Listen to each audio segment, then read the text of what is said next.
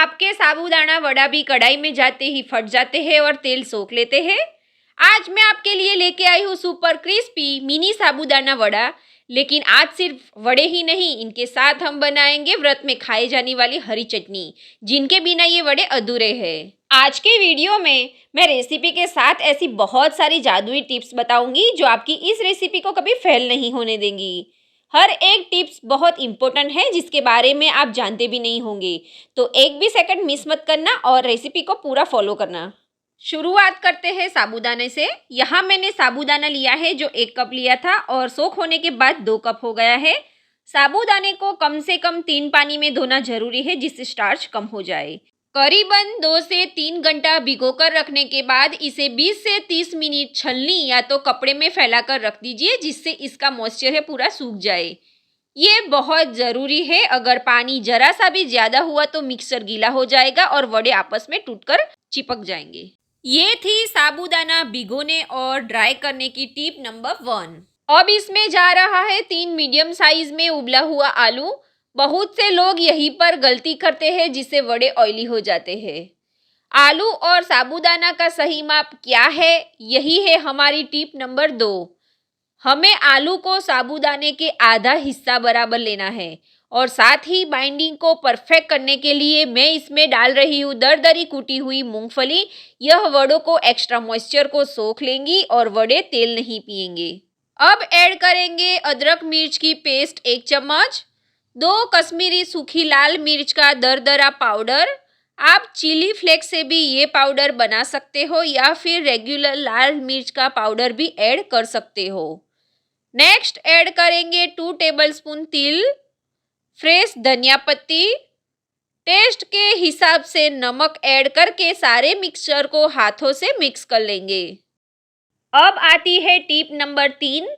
अगर मिक्सचर में ज़्यादा नमी हो तो आप उसमें व्रत के लिए सिंगाड़े का आटा, कुट्टू का आटा या राजगीरा का आटा और व्रत ना हो तो चावल का आटा 2 चम्मच ऐड करके मिक्सर को सेट कर सकते हो।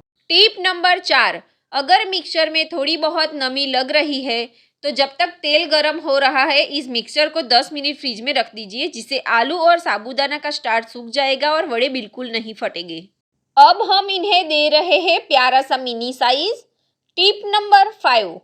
हाथों पे तेल या सूखा आटा लगा ले और साइज को बिल्कुल नींबू जितना छोटा रखे ताकि ये अंदर तक अच्छे से पके और बाहर से कुरकुरे बने। मिनी साइज में सारे वड़े बना लिए हैं। टिप नंबर 6, ये बहुत ही बेस्ट ट्रिक है।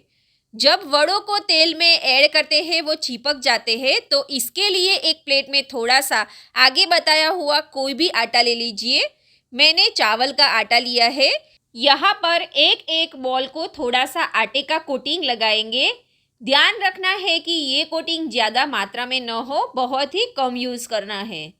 अब आता है सबसे क्रिटिकल मोमेंट, इन्हें फ्राई करना। जब तेल अच्छे से हाई फ्लेम पे गर्म हो जाए, थोड़ा सा गैस मीडियम करके सारे वड़े को ऐड करना है।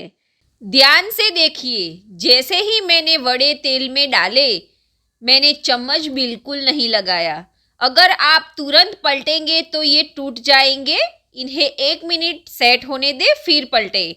यही है हमारी टिप नंबर 7। जब तक वड़े फ्राई हो रहे हैं चलिए झटपट बनाते हैं हमारी स्पेशल चटनी। मिक्सी जार में डालिए फ्रेश हरा धनिया, तीखेपन के लिए 3 हरी मिर्च और इसका असली स्वाद बढ़ाने के लिए भुने हुए सींगदाने। अब इसमें डालेंगे आधा नींबू का रस, स्वाद अनुसार नमक और थोड़ा सा पानी। बस इसे अच्छे से क्रश कर लीजिए और तैयार है हमारी गाढ़ी खट्टी तीखी मज़ेदार चटनी। साथ में वड़े फ्राई हो गए हैं, इसे निकाल देंगे और सर्व करते हैं।